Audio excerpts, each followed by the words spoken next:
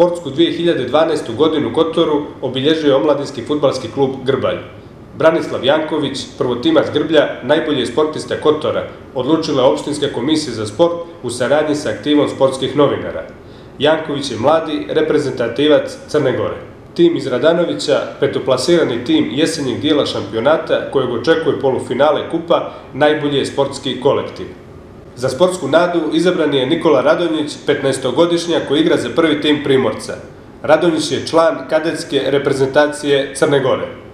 Ranko Perović, selektor vaterpolo reprezentacije Crne Gore, proglašen je za najuspješnijeg sportskog radnika u godini na izmaku.